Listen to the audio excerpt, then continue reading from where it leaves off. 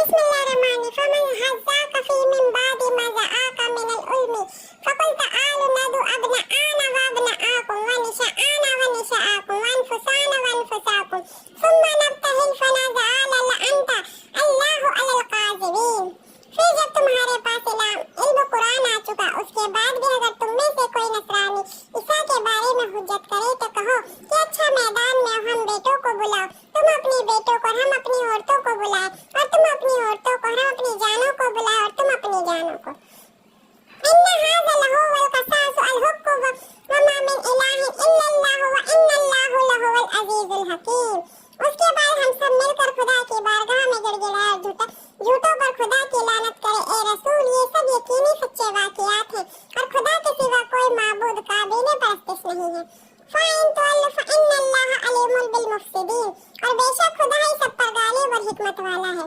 قُلْ يَا أَهْلَ الْكِتَابِ تَعَالُوا إِلَىٰ كَلِمَاتٍ سَوَاءٍ بَيْنَنَا وَبَيْنَكُمْ أَلَّا نَعْبُدَ إِلَّا اللَّهَ وَلَا نُشْرِكَ بِهِ شَيْئًا وَلَا